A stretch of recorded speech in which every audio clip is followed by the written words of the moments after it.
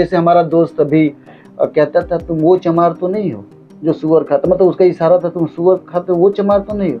तो हम भी झूठ बोलते हैं ना मैं वो सुअर नहीं खाता, मैं अच्छा चमार। लिटरली उन्हीं के शब्द बताए। उन्होंने कहा कि हम ब्राह्मण हैं, तुम शूद्र हो, हमारे इनकम टैक्स के पैसा से तुम्हें रिजर्वेशन। गोबर को धो करके जो गेहूं निकलता था उसी को गोबराहा रोटी कहते हैं। अब ये जानिए कि उस जमाने में गोबराहा रोटी से लोग खाना खाते थे और अपना जीवन जीते। जेएनयू में मेरे पास चाय पीने के पैसे नहीं होते, तो यही टीचर मुझे पैसे भी देते। ये भी क्यों पढ़ता था मुझे नहीं पता, लेकिन अखबार पढ़ने के लिए चोरी करता था। सुअर होता है ना, सुअर, उसको कच्चे मांस खाते थे। हमको ये भी नहीं पता था कि सुअर जो है मसाले में पकाया जाता। वो सोचते थे कि चमार के साथ हमारी पहचान हो जाएगी तो लोग मुझसे नफरत करेंगे, क्योंकि चमार से जनरली नफरत करते हैं। चेंबर में लगी है मेरे नाम की तख्ती, चेंबर में लगी है मेरे नाम की तख्ती, लिखा है प्रोफेसर डॉक्टर विक्रम हरिजन। अब साथियों कुछ लोगों को नींद नहीं आती। आज हम आपको मिलवाने जा रहे हैं एक ऐसे व्यक्ति से जिनकी कहानी सफलता और संघर्ष का अनोखा संगम है। गोरखपुर की एक दलित बस्ती में जन्मे प्रोफेसर विक्रम हरिजन का बचपन कठिनाइयों भरा रहा। पिता बधुआ मजदूर थे। हालात कुछ ऐसे हुए कि उन्होंने एक वक्त में चोरी करना तक शुरू कर दिया, लेकिन भाग्य के बदलने का वक्त आ गया था। उनकी कड़ी मेहनत और कुछ लोगों की मदद से उन्होंने जेएनयू में दाखिला लिया। वर्तमान में प्रोफेसर विक्रम इलाहाबाद विश्वविद्यालय में मध्यकालीन और आधुनिक इतिहास के प्रोफेसर के रूप में शिक्षा का दीप जला रहे हैं। सबसे पहले सर बहुत बहुत धन्यवाद कि आपने हमें समय दिया। थैंक यू आपको भी, आप दिल्ली से चलकर आए मेरे पास, मेरे लिए इससे बड़ी बात क्या होगी। सर हमने आपके बचपन के बारे में सुना है कि आपका जो बचपन था वो बहुत कठिनाइयों भरा था, तो कुछ किस्सा या फिर कोई ऐसी कहानी? देखिए, मुझे ऐसा लगता है कि अगर आप दलित ऑटोबायोग्राफी पढ़ेंगे किसी का भी, चाहे वो ओम प्रकाश वाल्मीकि हों, चाहे मोहनदास मिश्रा हों, चाहे सुराज सिंह बेचैन हो, चाहे अकर मासिक के शरण कौन लिम्बाले हों, मुझे ऐसा लगता है कि हर दलित का जो पहली जनरेशन का है उसका जीवन बड़ा कष्टमय भरा ही है। एग्जैक्टली मेरा भी जीवन ऐसा ही था। मेरे पिताजी से आपको पता है कि मेरे पिताजी बंधुआ मजदूरी करते थे, हरवाही करते थे। तो वैसे समय में मेरे पिताजी का इस रूप में आना कि हरवाही करना उसके लिए ये सपना ही था। और ऐसे ऐसे समझिए कैसे सपना है। जब मैं शिमला एडवांस स्टडी में फेलो था तो मेरे पिताजी को ये नहीं पता था कि शिमला एडवांस स्टडी कुछ होता है। मैंने जब उनको बताया तो उनको नहीं समझ में आया। मैं अपने चाचा से जब ये कहा कि मैंने एमए पास किया जेएनयू से, तो उन्होंने कहा आपको बता रहा हूँ कि हमारे लोग कैसे सोचते हैं। उन्होंने कहा कि एमए पास कर लिए तो बीए कब पास करोगे, ये सत्य घटना है। तो हमारे समाज में हर व्यक्ति, केवल मेरे पिताजी नहीं, मेरे पिताजी जितने भी लोग थे सब लोग हरवाही करते थे। ऐसे स्थिति में खाने के लाले पड़े थे। मतलब मैं आपको ये बताऊं, अगर खाने की बात मैं करूं ना तो आपको भी लगेगा कि ऐसा भी इस समाज में आज हो रहा है। जैसे खाने के लिए बताऊं, मेरे पिताजी के ज़माने में, मेरे ज़माने में हम लोग ये जो सुअर होता है ना, सुअर, उसको कच्चे मांस खाते थे। हमको ये भी नहीं पता था कि सुअर जो है मसाले में पकाया जाता। मैं जब भी मेरे घर में सुअर आता था तो केवल नमक और ये आपके थोड़ा बहुत मिर्च के साथ हम खाते थे, और सब लोग खाते थे तो मैं भी बड़ा चाव से खाता था। मुझे खुद नहीं पता था कि ये खाने लायक है या नहीं है। ये तो अब समझ में आ रहा है जब मैं प्रोफेसर बना, अब बहुत दिनों बाद समझ में आया। यहाँ तक कि जब जेएनयू गया तो जेएनयू मेरी लाइफ की टर्निंग पॉइंट थी खाने के मामले में। मैं पहली बार जेएनयू में ही समझ पाया कि ये राजमा क्या है, ये कभी नहीं सुना था। राजमा चावल जेएनयू में जब मैं ये पहुंचा जी, मसाला डोसा, इडली डोसा, ये सब जेएनयू की बात थी।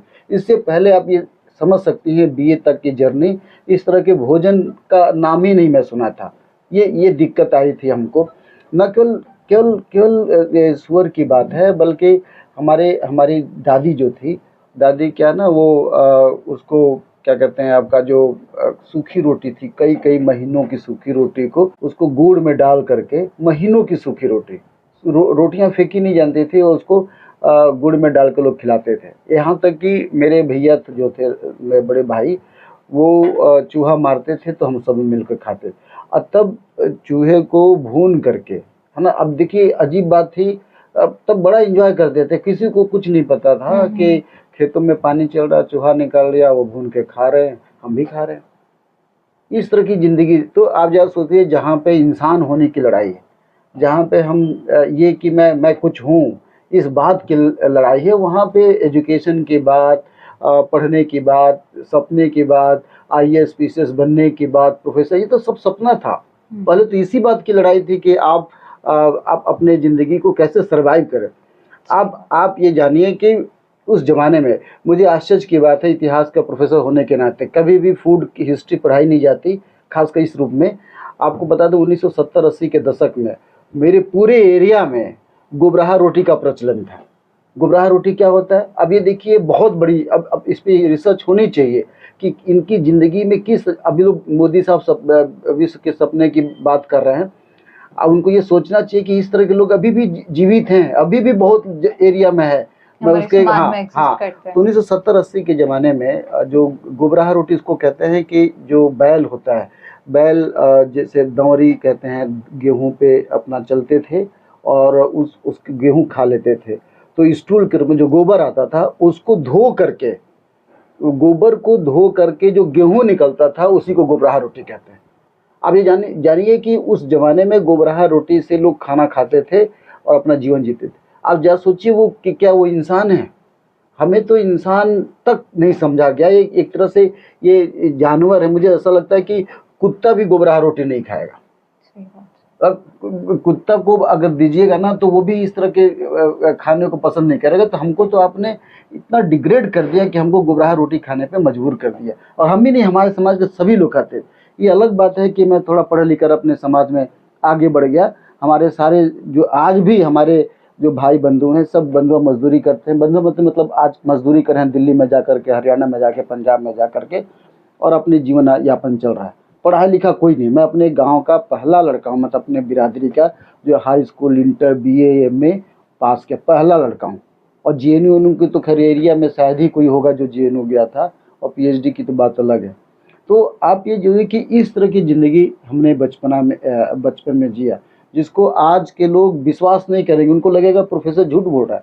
जो स्टॉक वीडियो का एक बात बता रहा हूँ, जब मैंने बात करते करते ये बात बताई कि मेरे भैया कैसे चूहा मारते थे और भूनते थे, तो हमारे कुछ साथी बताते हैं जो हमारे साथ गए थे, वो बोले कि वहाँ पे कुछ लोग बैठे, उनको विश्वास हुआ, वो मुंह बिचका करके वो चले गए जब मैं बोल रहा था। तो आप जरा सोचिए, लोग ऐसे भी सोचते हैं। उनको या फिर ये लग रहा होगा कि ऐसा नहीं सत्य हो सकता है, या ये लग रहा हो कि प्रोफेसर झूठ बोल रहा है ना, या उन्होंने मुझे ऐसा लगता है कि पूरी दुनिया देखी नहीं, पूरा भारत नहीं देखा। हमने जो देखा है उससे इतर जब कुछ हमें सुनने को मिलता है तो कहीं ना कहीं लगता है नहीं ऐसा हो नहीं सकता। आज भी, आज के डेट में बता रहा हूँ, यदि आप बिहार में जाएंगे तो बिहार का ये एक एरिया खगड़िया कटिहार का एरिया, कटिहार और खगड़िया के बीच में बहुत सा नौगछिया एरिया है। वहाँ मैंने अपनी आंखों देखी, ये भी मुश्किल से 5 साल पहले की बात बता रहा हूँ, 5-6 साल पहले वहाँ पे आंखों देखी है कि लोग चूहा को बांध करके एक बंडल में ले जा रहे थे। इस पे रिसर्च भी लोग कर रहे हैं, आप इसको देख सकती हैं। तो ऐसे लोग, जिसको मैं सवर्ण कहता हूँ, जिन्होंने इस ज़िंदगी को जिया नहीं, देखा नहीं, अब देखा नहीं, जाने नहीं, तब वो हमारे पर तरह तरह के सवाल उठाते हैं। मैं तो उनसे कहता हूँ कि आप छोड़िए विदेश घूमने के, आप पूरे भारत घूमिए एक बार भारत के इंटीरियर इलाका में जाइए। मैं असम यूनिवर्सिटी में प्रोफेसर था, ये असम भी नहीं जाते। ये जो यहाँ पे बकवास करते हैं ना दिल्ली में बैठ करके कि हम पूरी दुनिया देखते हैं, मैं बता रहा हूँ असम एरिया में जाइए, ट्राइबल्स के फूड की बात करते हैं ना, ये अभी हिंदू मुस्लिम की बात कर रहे हैं ना, ट्राइबल अभी भी कीड़े खा रहे हैं, मेरे आंखों देखी हाल बता रहा हूँ। हमें कहाँ पे आपने रखा? इसीलिए उनका एक अपने अलग क्लास है। ये जो मैं सुअर की बात कर रहा हूँ, आप दिल्ली में ये बड़े लोग खूब चंद के नाम से सुअर खाते हैं। वो असम में जाइएगा तो वो क्या कहते हैं, सुअर को 2 पीस लाते हैं, ऐसे बीच से काट देते हैं उसको। मैंने क्या कहें, मतलब कैसे इसको एक्सप्लेन करूं, और उसको काट करके भैंसे की तरह उसको काट देते हैं और तब लोग देते हैं। ऐसी ज़िंदगी वहाँ पे। सांप को अपनी आंखों देखी हाल बता रहा हूँ। जो वहाँ पे जहाँ मैं था, कार्बी एंगलोंग डिस्ट्रिक्ट में था, तो कार्बी ट्राइब होता है, वो वहाँ का फेमस ट्राइब है। वहाँ पे एक दिमासा भी ट्राइब है। तो कार्बी ट्राइब, वहाँ एथनिक कॉन्फ्लिक्ट बहुत जाता है। तो दिमासा बोल कर के हमारा जो व्यक्ति था, खाना बनाता था हमारे यहाँ पे, हमारे यूनिवर्सिटी में, वो उसको सांप पकड़ते देखा है, सांप पकड़ के काटते देखा है। हमारा एक दोस्त प्रोफेसर है, इस समय मणिपुर यूनिवर्सिटी में है, वो बंदर का सिर काट कर खाया था। अब आप बताओ, आपने कितना भारत देखा है, और भारत का कौन प्रधानमंत्री भारत को देखा है, भारत का कौन सा गृह मंत्री पूरा भारत को देखा है। खासकर हमारी इस पर्सपेक्टिव से, जो हम SC ST OBC की बात करते हैं, खासकर निचले तबके की बात करते हैं, किसने इस तरह का भारत देखा है। ये भी भारत है जिसको कोई देखता नहीं, जिसको बाबा साहब अपने शब्दों में मूक नायक कह रहे हैं, या जो छुपा हुआ भारत है, दिखाई नहीं पड़ता है। इस भारत को लाने की सख्त जरूरत है। सर, आपने कक्षा 8वीं में अपने कास्ट को लेके कुछ विद्रोह किया था, वो पूरा विवाद क्या था? विवाद ये था कि मैं मानता हूँ कि भारत का रग रग में, जड़ जड़ में, DNA में जाते हैं। कहते हैं ना कि शिक्षा जो गुरु है, कबीरदास के शब्दों में या रहीमदास के शब्दों में, यह तन की बीस की बेलरी, गुरु अमृत के खान, शीश ये जो गुरु मिले तो भी सस्ता। ऐसा मेरे मन में था, हमारे मन में भी है। आज भी हमारे टीचर हमारे लिए बहुत ऊंचा दर्जा रखते हैं। लेकिन मैं एक ऐसे टीचर की बात कर रहा हूँ जिनका मैं बड़ा सम्मान करता था, और उन्होंने जब इस तरह की बातें की, जो आप 8वीं की बात बता रहे हैं, 2-3 घटना है बचपन की। क्योंकि मैं बहुत बड़ा भक्त था, शंकर भगवान का बड़ा पूजा पाठ करता था, और मुझे नहीं पता था। तो उस दौरान मैंने पश्चिम बंगाल की बात है, आसनसोल एरिया का, आसनसोल रानीगंज के बीच में एक स्कूल है जिसका नाम JK नगर हाई स्कूल है। वहाँ पे हमारे टीचर थे RD दुबे सर थे। हम लोग दुबे सर कहते थे क्योंकि बचपन में लोग यही ऐसे ही पुकारते हैं, तो दुबे सर कहते। तो दुबे सर के पास एक लड़का ट्यूशन पढ़ता था, उसका नाम था रविंद्र दुसाद। अब रविंद्र दुसाद हमारा कोई दोस्त नहीं था, मतलब क्लासमेट थे हम सब। वो पिछले बेंच में बैठता था, मैं आगे अगले बेंच में बैठता था, काफ़ी पीछे बैठता था। हुआ क्या कि रविंद्र ट्यूशन पढ़ रहा था, छोड़ दिया, अचानक किसी बात से छोड़ दिया होगा, उसको क्या समझ में आया पता नहीं, छोड़ दिया। तो रविंद्र को सर डिग्रेड करने के लिए, ह्यूमिलिएट करने के लिए क्लास में आकर बोले, ये लिटरली उन्हीं के शब्द बताए, उन्होंने कहा कि हम ब्राह्मण हैं, तुम शूद्र हो, हमारे इनकम टैक्स के पैसा से तुम्हें रिजर्वेशन मिलता है, तुम्हें स्कॉलरशिप मिलता है, ये, और तुम मरा जानवर हो, गंदे नाली के कीड़े। ये शब्द है उनका। ये कौन से ईयर की बात थी सर?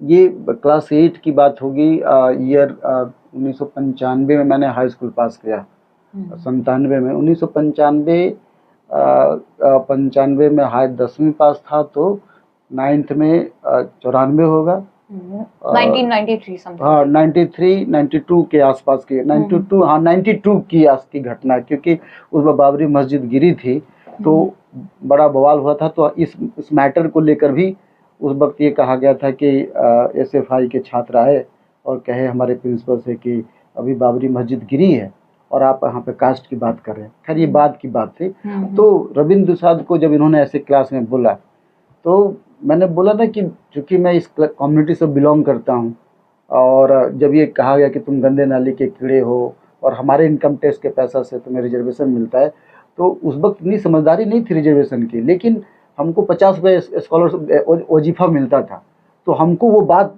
लग गई, क्योंकि हमको 50 रुपया उस वक्त हमको लोग देते थे, तो हम तो खुशी खुशी ले लेते थे। ये भी नहीं पता था कि स्कॉलरशिप क्या है, बस ये था कि आपको SC होने के नाते आपको पैसा मिल रहा है। तो ये बात मुझे मेरे दिल में लग गई, तो मैंने तय किया है कि सर से ये बात करूँगा। और आमतौर पे उनको लोग कहते थे कि मैंने ये कहते थे कि बहुत मारते हैं, बहुत मारते भी थे, डंडा लेकर के बहुत मारते थे, तो लोग बहुत डरते थे उनसे, तो किसी की हिम्मत नहीं होती थी ये सवाल पूछने का। तो मेरे एक टीचर थे, professor Ambika Prasad Singh, not professor नहीं, टीचर थे। तो मैं सुबह उनके पास गया, ट्यूशन पढ़ता था, तो मैं उनके पास गया, तो मैं उनका नाम लिए बगैर ये कहा कि सर किसी बच्चे से मान लीजिए गलती हो जाती है, तो क्या कोई टीचर का ये ड्यूटी है या इस तरह की बात कह सकता है क्लास में कि मैं पंडित हूँ, हमारे इनकम टैक्स के पैसों से तुम्हें रिजर्वेशन मिलता है। तो सर तो उस बात समझ नहीं पाए, तो उन्होंने कहा कि नहीं, ऐसा तो कोई टीचर नहीं कह सकता। तो मुझे थोड़ी सी ताकत मिली, और मैं दूसरे दिन सोच कर गया था कि सवाल जवाब करूँगा चाहे जो कुछ हो। और फिर समय की बात थी, आफ्टर जो रिसेस के बाद, अपना लंच के बाद सर आए, 5वीं पीरियड थी, तो मैंने उनसे पूछा कि सर कल आपने जो रविंद्र को कहा था, बस मेरा इतना ही कहना था कि वो कह चुट्टा चुट्टा ज़्यादा कर रहे थे, और चुट्टा ऐसे, और हमको डांटने लगे। डांट करके हमको ढकेल दिए। तो जब उन्होंने हमको ढकेल दिया ना, तो मैं उस वक्त बहुत गुस्से में था। तो मैंने जैसे पीछे ढकेला, मैं दरवाजा के बाहर गया और दरवाज़ा उन्होंने बंद कर दिया। तो मैं ज़ोर से एक लात मार करके दोबारा मैंने कहा, सर आज आपको सुनना पड़ेगा जो मैं कह रहा हूँ, मेरी बात सुनना पड़ेगा, और इस सुने बगैर मैं जाऊँगा नहीं। तो अब उनको लगा मेरा गुस्सा देख करके, बोले क्या बात है। तब मैंने उनको अपनी बात कही कि गर्भवास में, ये बात मैं कबीरदास का दोहा उस समय रट लिया था कि गर्भवास में रही रहत कुल नहीं रहत जात, ब्रह्मा बिनु समुन पाती, कहु रे पंडित बामन कब के होय, बामन कहत कह जनत मत खोय, तुम कत ब्राह्मण हम कसूद, तुम कत लहू हम कत दूध। इसको चूंकि बचपन में रटाया जाता था। सर इस दोहे का मतलब? इस दोहे का मतलब कि कबीरदास के अनुसार ये माने तुलना कर रहे हैं कि ब्राह्मण और शूद्र के बारे में, कि तुम जब ये कह रहे हो कि हम ब्राह्मण हैं और तुम शूद्र हो, तो हमारे शरीर में, तुम्हारे शरीर में क्या एक खून नहीं बह रहा? क्या तुम्हारे शरीर में दूध बह रहा है, हमारे शरीर में खून बह रहा है? ऐसा कबीरदास कह रहे हैं। तो यही कह रहे हैं कि ये कह के तुम जन्मों जन्मन तक ये कहते आ गए, है ना, कहू रे पंडित बामन कब के हो, बामन कहत कह जन्म मत कर, कि अब पंडित तुम बताओ कब से तुम ब्राह्मण हो गए? यही कहते कहते अपनी जिंदगी खत्म कर ली। ये बताओ मेरे शरीर में खून है, तुम्हारे शरीर में दूध है? ये कह रहे हैं कबीरदास। ये बात मैंने सर को कही, तो मेरी बात सुनने के बाद फिर हमको ढकेल दिया।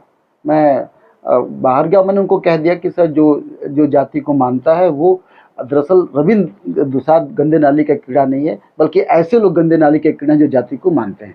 और उसके बाद उन्होंने हमको ढकेल दिया। मैं क्लास के बाहर था, रोने लगा। मैं काफ़ी तेज़ी से रोने लगा, लेकिन चूंकि मैं बहुत लेकिन लाइफ का आपके मेन पीक पॉइंट वही था जब कास्ट को लेके इतना बड़ा बदलाव अचानक से, हाँ, एक थॉट प्रोसेस था वो बदला उस समय से।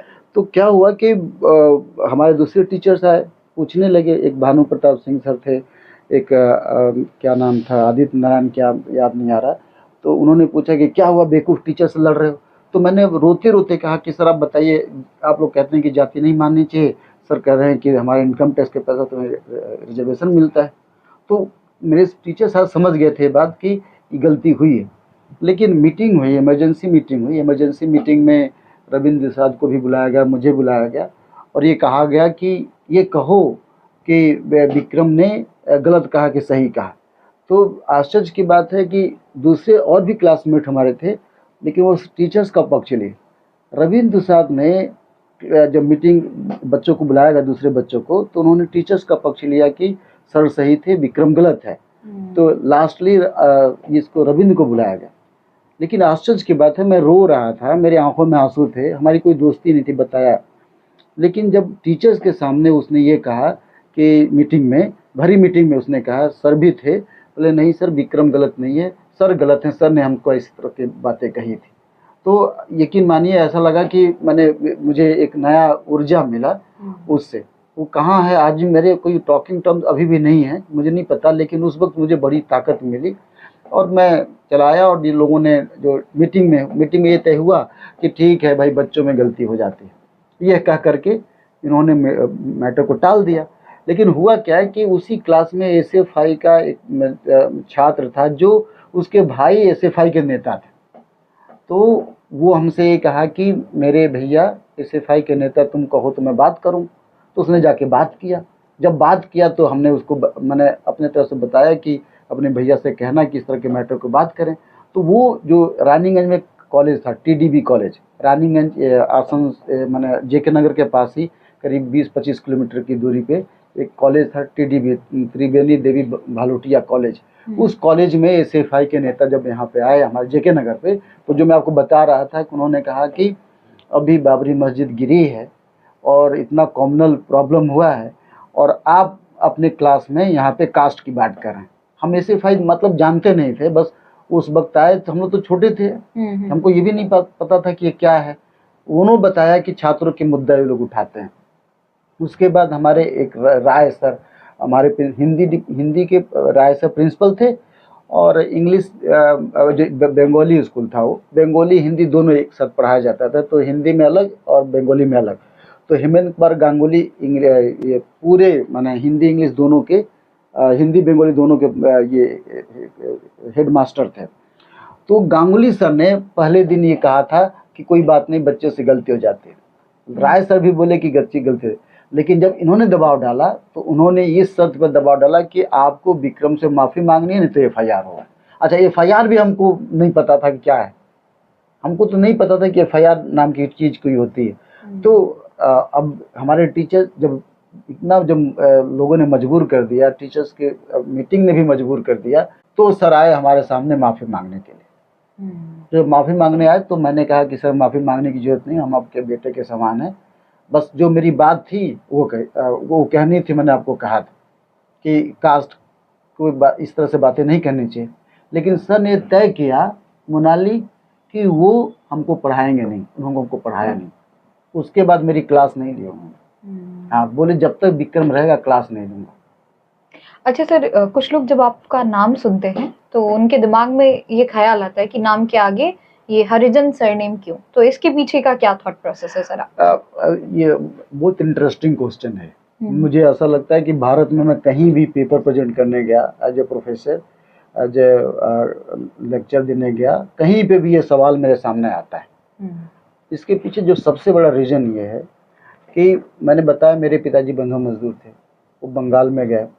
जब उनकी नौकरी हुई वहाँ पे कोल माइन में, कोयला खदान में मजदूर थे वो, तो वहाँ पे हो सकता है गांधी का प्रभाव रहा हो या कुछ भी प्रभाव रहा हो, उन्होंने मेरे पिताजी के नाम में रघुनाथ हरिजन लिख दिया।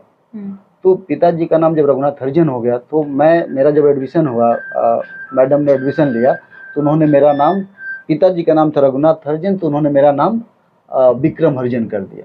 अच्छा, जब विक्रम हरिजन कर दिया तो बचपन में मुझे ये नहीं पता चल रहा था हरिजन होने का कुछ मतलब है। लोग हंसते भी होंगे, लोग कहते, जैसे हमारा दोस्त अभी कहता था तुम वो चमार तो नहीं हो जो सुअर खाता, मतलब उसका इशारा था तुम सुअर खाते हो, वो चमार तो नहीं हो। तो हम भी झूठ बोलते ना, मैं वो सुअर नहीं खाता, मैं अच्छा चमार हूँ, अच्छा वाला चमार। अंबिका प्रसाद नाम है उसका, बहुत अच्छा दोस्त था हमारा। तो मैं बता रहा हूँ कि बच्चों की मेंटालिटी तब ये थी, तो हम भी अवॉइड करते थे, लोग हंसते थे, मुझे पता नहीं क्या होता था। ये मुझे धक्का तब ज़्यादा लगा था जब मैं गोरखपुर यूनिवर्सिटी में आया। अब गोरखपुर यूनिवर्सिटी आने के पीछे भी एक बड़ा रीज़न था कि 2-3 घटनाएं घटी थी। बड़ा आपका लंबा इंटरव्यू हो जाएगा, लेकिन मैं उसको पास आउट कर रहा हूँ कि क्या घटना घटी थी। ये हरिजन शब्द पे बात करते हैं। गोरखपुर में क्या होता था कि जब कोई सर्टिफिकेट आपको लेना होता है, करेक्टर सर्टिफिकेट लेना, तो पहले काउंटर बने होते थे, तो वहाँ पे क्लर्क चिल्लाता था, बोलता विक्रम हरिजन, ऐसे बोलता था। उस पर क्या मैंने रिएक्शन देखा कि जो हमारी बिरादरी के थे वो भी हमसे नफरत करने लगे, या वो आइडेंटिफाइड नहीं होना चाहते थे कि आप जो है विक्रम के साथ आइडेंटिफाइड, कोई चमार न समझ ले। यहाँ हरिजन का मतलब चमार है ना, जो हरिजन की जो दूसरी परिभाषा है उसकी बात नहीं कर रहा हूँ, हरिजन का मतलब चमार। तो वो सोचते थे कि चमार के साथ हमारी पहचान हो जाएगी तो लोग मुझसे नफरत करेंगे, क्योंकि चमार से जनरली नफरत करते थे। वो दिखाई नहीं पड़ता है, लेकिन आपके साथ बैठेंगे नहीं, आपके साथ खाना नहीं खाएंगे, आपके साथ चाय नहीं पिएंगे। इस तरह की बहुत सी घटनाएं हमारे साथ गोरखपुर में घटती थी। और अपर कास्ट के लोग भी ऐसा करते थे।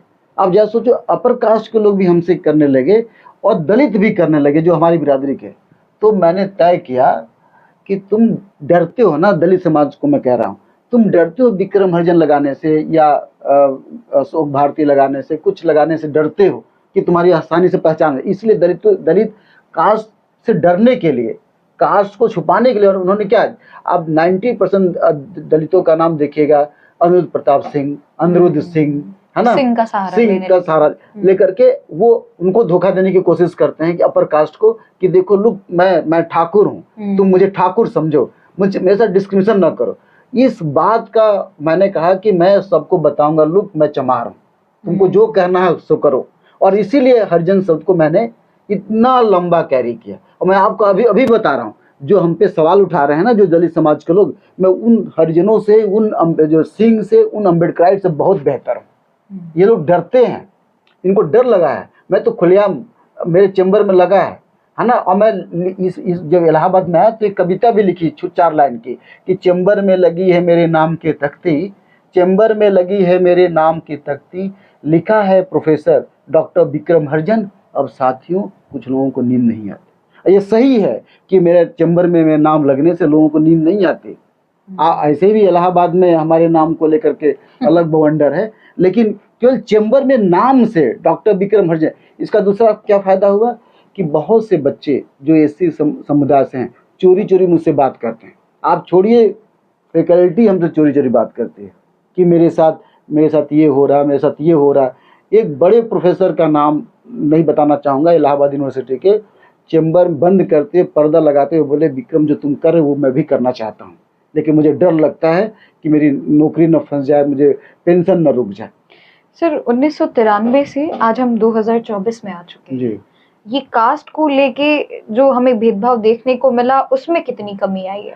आपने कहा ना वो समय था, स्कूल में भी आपने वही देखा, कॉलेज के दौर में भी आपने वही देखा, फिर अभी आप कह रहे हैं कि इलाहाबाद विश्वविद्यालय जैसे जगहों पे भी लोग इस चीज से डरते हैं, तो ये नहीं, देखिए इसको दो बातें हैं, एक अनटचेबिलिटी है, एक कास्ट बेस्ड डिस्क्रिमिनेशन है। अनटचेबिलिटी और कास्ट बेस्ड डिस्क्रिमिनेशन, छुआछूत में कमी आई है, छुआछूत में कमी आई है। जैसे कि मेरे हाथ से पहले जो कहते थे पानी नहीं पियेंगे, अब पानी पी सकते हैं, बैठ सकते हैं, है ना। मेरा क्लास चेंज हो गया है, उनको ऐसा लगता है कि अब मैं प्रोफेसर हो गया हूँ तो ठीक ठाक पैसे वाला हो गया हूँ, तो हो सकता है कि क्लास की वजह से लोग मेरे साथ बैठना उठना शुरू कर दिए। लेकिन जो कास्ट बेस्ड मेंटालिटी है उसमें बहुत ज़्यादा बढ़ावा आया है। आज जब यूनिवर्सिटीज़ में, कॉलेज में आते हैं तो मैं पहले भी ये मुद्दा कई बार उठा चुका हूँ कि जाति के आधार पर नंबर दिए जाते हैं, और ये बात केवल मैं नहीं कह रहा हूँ, प्रोफेसर एस के थोरट ने साबित किया है। उनकी जो एस के थोरट कमेटी बनी है एम्स हॉस्पिटल के लिए, उस हॉस्पिटल में ये पाया गया है कि जातिगत आधार पर हॉस्टल देने में, अलॉटमेंट करने में जाति देखी जाती है, क्लास में सवाल पूछने में जाति देखी जाती है। मतलब अगर मेरा बच्चा है तो उससे सवाल सवर्ण टीचर कम पूछेंगे, या कह देते नॉन मेरिटोरियस है उससे सवाल कम पूछेंगे, सवर्ण के बच्चे से सवाल ज़्यादा करेंगे। बैठने में अगला बेंच में कौन बैठेगा ये तय करते हैं क्लास में। तो ये सारी बातें जो दिखाई नहीं पड़ती हैं लेकिन होती हैं, ये सब जगह पे होती हैं। और अगर ऐसा ना होता तो आप बताइए सुसाइड रेट क्यों बच्चों में बढ़ रहा है। हमारा दोस्त है अनूप, उसने इनसाइट स्टोरी बनाए थे, इनसाइट फाउंडेशन चलाता था, जीएनयू में था, इस समय आज का नालंदा एकेडमी चलाता है महाराष्ट्र में। तो उसने एक इनसाइट पर कहानी बनाई थी कि कैसे हमारे दलित बच्चे सुसाइड करते हैं, वो वेबसाइट पे अवेलेबल है। तो हमारे बच्चे सुसाइड कर रहे हैं। पायल तड़वी का एग्जाम्पल देख ली, और वो पायल तड़वी तो मुस्लिम थी। आश्चर्य की बात है, जिनको ये नहीं पता, जो को लगता है कि कास्ट केवल SC ST में होता है, वो मुस्लिम स्त्री थी, मुस्लिम आदिवासी थी, ये नहीं पता। लेकिन उसके साथ उसको चमार चमार कह करके टॉर्चर किया गया, अल्टीमेटली से सुसाइड। रोहित बिमला की कहानी आप सबको पता है, पूरी दुनिया जानती है कि रोहित बिमला ने खुद कहा कि मेरा जन्म एक घातक जैसी चीज़ थी, और मैं दलित होने के नाते मेरे साथ इस तरह की घटनाएं घटी। अब उसके साथ सरकार ने ये कह दिया कि ये तो दलित नहीं था, उसकी माँ, उसके पिता, इसकी माँ OBC थी। इसलिए मैं कह रहा हूँ कि किसी भी कास्ट को, मोनाली आप हैं, मैं ये कह रहा हूँ कि आप ही थोड़ा मोनाली SC बनकर घूमिए, थोड़ा देखिए आपके साथ दुनिया कैसे करता है। मैं किसी भी अपर कास्ट के किसी भी व्यक्ति से कह रहा हूँ कि तुम कुछ दिन जियो ना दलित की जिंदगी, आप थोड़ा जाओ ना, बोलो कि मैं विक्रम हरिजन हूँ, आप बोलो ना मोनाली हरिजन हूँ, बोलो ना, खाली आप कहो कि हम चमाइन हैं, आप थोड़ा इतना कह के दिखाओ, किसी को भी कह रहा हूँ, फिर आप देखना कि समाज क्या कहेगा। आप मत बताओ अपनी आइडेंटिटी। मैं ऐसा एक बार नहीं कह रहा हूँ, जैसे बस में चलता हूँ, कई बार बस में सफ़र किया, तो अगर मेरा दोस्त है, दोस्त मतलब कोई भी आदमी से बातचीत होने लगी, तो मैं जानबूझ के कहता हूँ कि मेरा नाम विक्रम पांडे। अगर मैं जान गया कि मोनाली पांडे है, तो मैं फिर कहता हूँ मैं विक्रम पांडे हूँ।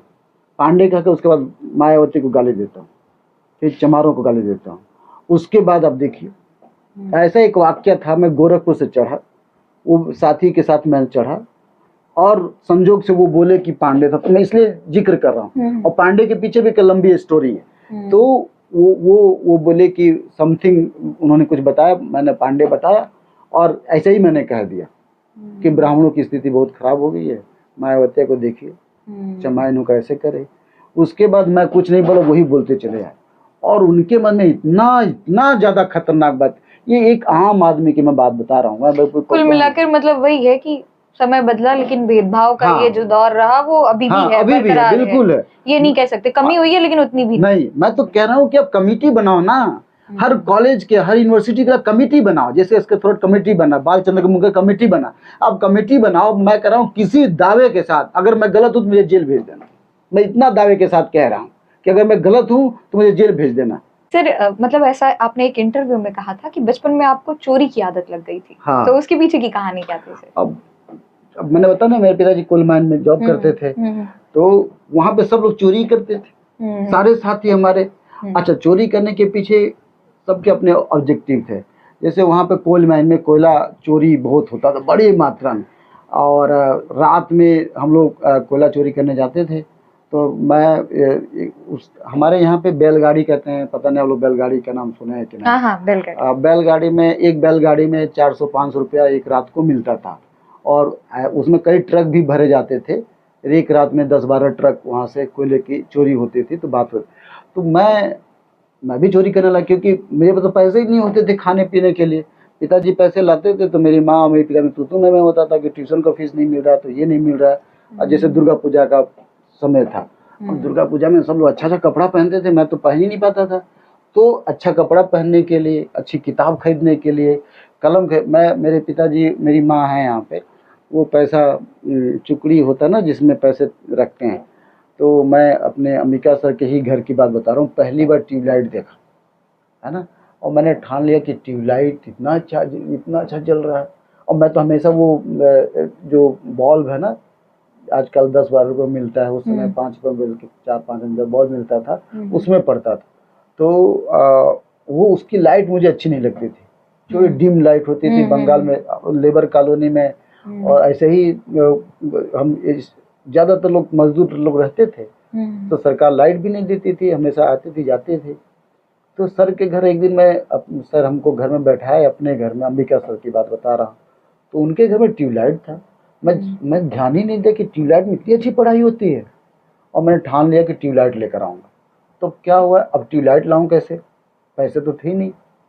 तो एक तो चोरी वाला माध्यम बताया, दूसरा मेरी माँ पिताजी दोनों कहीं गए थे, तो उसको तोड़ करके, मैंने तोड़ करके मतलब चुकड़ी तोड़ा नहीं मैंने, वो जो कांटा नहीं होता कांटा, उससे पैसे आसानी से निकल सकते थे। तो मैं कांटा से 2 रुपया 4 रुपया 5 ऐसे करके करीब 50-60 रुपया जुगाड़ किया था, और तब जाके छोटी ट्यूबलाइट लेकर आया था पढ़ने के लिए, केवल उद्देश्य पढ़ने था, लेकर आया था। तो ये मेरा उद्देश्य हमारे साथियों के साथ थोड़ा डिफरेंट था कि मैं पढ़ाई के प्रति, ये पता नहीं कैसे हुआ, लेकिन पढ़ाई के प्रति मैं बड़ा जागरूक था। और तो सर यही शायद वो चीजें रही होंगी जिसने आपको जेएनयू तक का सफर हाँ बिल्कुल, जेएनयू तो मुझे सफ़र इसलिए हुआ कि मैं अखबार पढ़ता था बहुत। ये भी क्यों पढ़ता था मुझे नहीं पता, लेकिन अखबार पढ़ने के लिए चोरी करता था, क्योंकि अखबार तो घर में आते नहीं थे।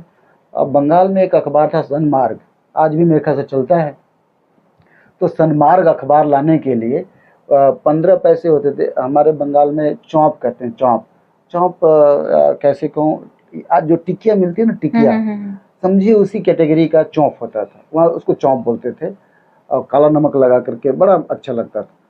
तो अखबार तब आपको मिलेगा जब आप चौंप खाएंगे। तो एक भगवान दास बोल करके उनकी दुकान थी, तो मैं केवल इसलिए जाता था कि अखबार मिले, और अखबार पढ़ने के लिए मुझे 15 पैसे चाहिए। उस समय तब 15 पैसे, 4 आना मतलब 25 पैसा, आज वो बंद हो गया है। तो 15 पैसा, 4 आना, 10 पैसा, 5 पैसा भी चलता था मेरे ज़माने में। मैंने 5 पैसे का मैंने देखा है। 5 पैसे में एक लड़ुआ बिस्कुट होता था, छोटा बिस्कुट होता था, आज वो बिस्कुट भी बंद है। और चूस्ता कहते हैं, चूस्ता, पता नहीं आप लोग आपके ज़माने में चूस्ता को क्या कहते हैं। तो 5 पैसे में चूस्ता मिलता था, 10 पैसे में चूस्ता मिलता था, तो वो मैं उसको लाने जाता। लेकिन मैं अखबार लेने के लिए, मैं पढ़ने के लिए 15 पैसा चुराता था। मिलता नहीं था, मेरे पिताजी देते ही नहीं थे पैसा, उनके पास होता ही नहीं था, बेचारे के पास देंगे कहाँ से। तो वो रोज़ का डेली था, और सनमार्ग अखबार में पढ़ता था, और उसी अखबार से पढ़ते मुझे ऑल इंडिया रेडियो, आज भी मेरे मोबाइल में देखेंगे तो 2 ऐप लगा कर रखा हूँ। ऑल इंडिया रेडियो मैं बचपन से सुनता आ रहा हूँ, और BBC आकाशवाणी, और इन दोनों ने, उसमें एक प्रोफेसर का नाम था कलीम बहादुर, बार बार पाकिस्तान के मुद्दे पर, अफगानिस्तान के मुद्दे में कलीम बहादुर का नाम आता। और जेएनयू के प्रोफेसर कलीम बहादुर। तो मैं सोचता ये जेएनयू कौन है? हम तो गोरखपुर यूनिवर्सिटी ही सोचते बड़ी यूनिवर्सिटी थे, क्योंकि बंगाल में जब रहते थे ना तो कई बार कभी कभार मैं एक्स्ट्रा किताब पढ़ता था, जैसे सिलेबस के अतिरिक्त में किताब, जैसे कबीर की किताब, डेल कार्नेगी, स्वीट मार्डन, ये सर्वोदय सब बचपन में पढ़ गया था। सर्वोदय की पूरी किताब, क्रांति के स्वर, ये सब। एक जमाने में बीजेपी चलाती थी राष्ट्र धर्म, पता नहीं अब चलाती है कि नहीं। तो मैं राष्ट्र धर्म मतलब ये नहीं जानता था कि बीजेपी क्या है। हम ये सोचते थे कि मुझे देश के लिए मरना है। तो मैं देशभक्ति बड़ा अच्छा गीत गाता था, मुझे बड़े अच्छे गीत आते थे, इतना देश से ओतप्रोत था। तो राष्ट्र धर्म नामक मैगजीन ये बीजेपी निकालती थी, उसका टाइटल ही था राष्ट्र धर्म, तो उसको मैं खरीद के लाता था। और बंगाल के रेलवे स्टेशन पे मेरे पिताजी अगर पैसे देते थे तो मैं उसको क्या कहें मिसयूज नहीं करता था, मतलब मैं ज़्यादा चटर पटर खाता नहीं था, मैं किताब खरीदता था। तो जैसे सर्वोदय की किताब, यकीन मानिए सर्वोदय की किताब पढ़ गया था मैं, जितना भी हमको मिला था।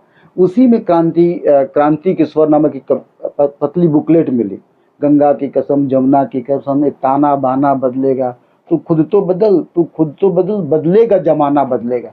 ये किताब मैं तब पढ़ी थी जब मैं बाद में जब जेएनयू में देखा लोग कह रहे हैं, लेकिन तब मैं वो किताब पढ़ लिया था। तो स्वीट मार्डन का पढ़ लिया, डेल कार्नेगी का पढ़ लिया, कबीर विदुर की कहानियाँ, चाणक्य की कहानियाँ, यही सब मैं पढ़ता था। बड़ी किताबें मैंने, वीर बालकों की कहानियाँ, गीता प्रेस की किताबें, मैं वो भूत गोरखपुर में कम नहीं था, मैं साइकिल से धूप में जाता था वो किताब पढ़ने। और आपको बताऊं एक आश्चर्यजनक घटना, पता नहीं लोग इस पर भी विश्वास नहीं करें, सर्वोदय की किताब पढ़ता था तो उसमें लाल बहादुर शास्त्री की कहानी पढ़ी। शास्त्री की कहानी क्या थी कि वो पढ़ाई करने के लिए कहते हैं गंगा पार कर जाते थे, ऐसा उनके बारे में था। उस किताब में मैंने पढ़ा, मैंने सोचा अगर लाल बहादुर शास्त्री गंगा पार कर सकते तो विक्रम क्यों नहीं पार कर सकता, इतना जुनून था। और हम अपने दोस्तों के साथ, महेश के साथ, कई दोस्त थे हमारे, एक दिन पिकनिक मनाने गए दामोदर नदी पे। लेकिन मेरे दिमाग में ये बात चढ़ी हुई थी कि अगर वो गंगा पार कर सकते तो मैं दामोदर क्यों नहीं पार। और मैंने दामोदर पार करके दिखाया, गया भी और आया भी। लेकिन उसके बाद मैं डर गया, मैं बहुत अच्छा तैराक था, लेकिन उस घटना ने मुझे इतना डरा दिया कि मुझे वाटर फोबिया, अब मुझे पानी से बहुत डर लगता है। क्योंकि जब मैं तैर रहा था तो वहाँ के लोगों ने मुझे डरा दिया कि सांप चलते हैं पानी में, पैर में पकड़ लेंगे। और जब किनारे आया ना लास्ट में, मैं जाते समय, तो मुझे लगा कि ये मिट्टी है, बालू था, और थोड़ा आगे पानी था, तो मुझे लगा कि गड्ढा नहीं होगा।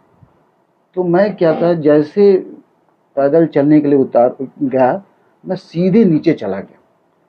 और ये जो कहावत ना, डूबते को तिनका सहारा, ये सही सत्य घटना साबित हुआ कि नदी के जो किनारा ना घास था पूरा, क्योंकि वो उस एरिया पर कोई रहता नहीं था और मैं तैयार था भी नहीं।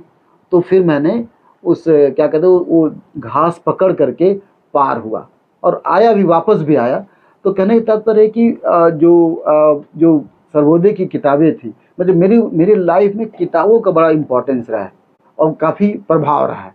तो उसके वजह से मैं मतलब ये कहूँ कि बदला। तो ये जो चोरी की कहानियाँ थी, तमाम इससे जुड़ा मैं किताबें खरीदता था।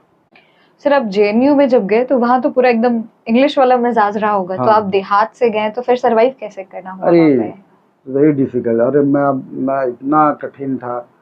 मैं तो I am very fortunate to have my teachers like Kumkum Roy, professor Yogesh Sharma sir, इन लोगों की मदद से, चिन्ना राव सर, प्रोफेसर विवेक कुमार, हरबंश मुखिया, मुजफ्फर आलम, ऐसा कोई प्रोफेसर नहीं जिसने मुझे इंग्लिश नहीं सिखाई। ये जेएनयू की खूबसूरत। ऐसा मेरे कोई दोस्त नहीं, मेरे क्लासमेट निवेदिता, अब्दुल सलाम इस समय हिंदू में है, निवेदिता इस समय कमिश्नर है उत्तराखंड में, और दीपक रावत जो इस समय बहुत फेमस आईएएस हैं। सब लोगों ने मुझे इंग्लिश सिखाई। ये सब मेरे सीनियर थे, निवेदिता मेरी क्लासमेट थी, नदीम इस समय दिल्ली यूनिवर्सिटी में है। तो सारे दोस्त, यहाँ तक कि मेरे जूनियर्स जो लोगों का काफी सहयोग रहा। हाँ, बहुत सहयोग रहा।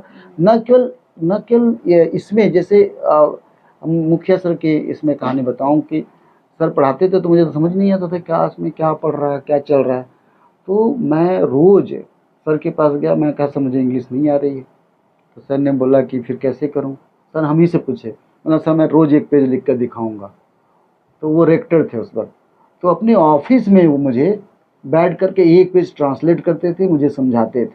निवेदिता क्या करती थी कि एक पेज जो क्लास लेक्चर है, जैसे इरफान हबीब का लेक्चर था, अब हमको नहीं समझ, इरफान हबीब का नाम भी मैं पहली बार सुन रहा था। एग्रेरियन, कृषि शब्द, यह हम यहाँ पे एग्रीकल्चर जानते थे, वहाँ पहली बार जाना कि एग्रेरियन होता है। सबसे फनी एग्जांपल तो ये जानिए कि जब मैं गया, जब फॉर्म भर रहा था, तो वहाँ लिखा था डिसिप्लिन, तो मैं सोचता था अनुशासन। हमको तो बाद में पता कि डिसिप्लिन का मतलब अपनी हिस्ट्री लिखनी है। डिसिप्लिन मीन्स आपका सब्जेक्ट क्या है। अब हम क्या समझते थे, बचपन में ये सुना डिसिप्लिन में रहो, डिसिप्लिन में रहो। जब वहाँ गया तो पता चला भैया डिसिप्लिन का मतलब अनुशासन नहीं, आपका सब्जेक्ट, प्रोग्राम है ना। तो हम ऑल इंडिया रेडियो का प्रोग्राम समझते थे, टीवी का प्रोग्राम समझते थे। वहाँ पे बाद में चला कि प्रोग्राम का मतलब एमए होता है, कि आप कौन सा एमए कर रहे हैं कि पीएचडी कर रहे हैं, क्या वो प्रोग्राम। तो इस तरह से हमारे टीचर्स ने हमको बड़ी मदद की। पैसे विवेक सर हमें लाते, मैन स्ट्रीम की किताबें लाते थे, मुझको समझाते थे। मतलब हमारे सारे टीचर्स, कुमकुम रॉय से लेके सभी टीचरों ने मेरी बड़ी मदद की। अगर वो हमारे टीचर ना होते तो मैं जेएनयू में सर्वाइव नहीं कर पाता, जेएनयू में रह नहीं पाता। और न केवल इससे बल्कि पैसे से भी बहुत मदद किया, मुझे बहुत ज़्यादा मदद किया। तो हमारे मैं जेएनयू का तहे दिल से शुक्रिया करता हूँ कि जैसे हीरामन तिवारी सर भी हैं, वर्तमान में हैं। चिन्ना राव सर मुझे साउथ इंडिया में पहचान दिलाई। मेरी कई किताबें जब पब्लिश हुई, इंडियन हिस्ट्री कांग्रेस में जो पेपर प्रेजेंट करता था, वो चिन्ना राव सर की बदौलत। विली ब्लैकवेल में मेरे आर्टिकल छपे, ओवरेट्स ब्लैक स्विंस में आर्टिकल छपे, तो ये प्रोफेसर चिन्ना राव की बदौलत। और प्रोफेसर विवेक कुमार ने हमको इंग्लिश सिखाने में बड़ी बहुत अहम, वो ट्रांसलेट करते थे, मुझे बोलते थे मेरे सामने बोल कर दिखाओ, और इस तरह से उन्होंने मेरी मदद की। दूसरे टीचरों ने मुझे बहुत पैसे, जैसे जेएनयू में मेरे पास चाय पीने के पैसे नहीं होते थे, तो यही टीचर मुझे पैसे भी देते थे। मुखिया सर ने हमें तीन बार मुझे जीएसआरसी फंड होता है जेएनयू में, उस फंड को दिया रेक्टर होने के नाते। जॉय मैडम एक थी, उन्होंने हर महीने 500 रुपया दिया।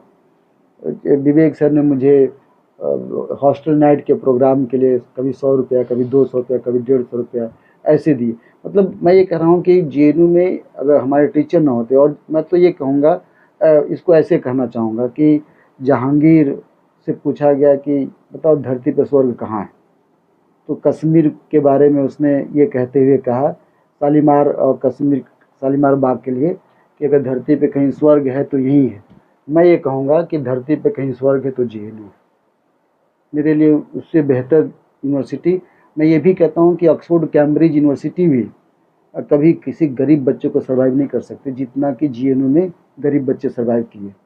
धन्यवाद सर, आपने अपना बहुत कीमती वक्त हमें दिया।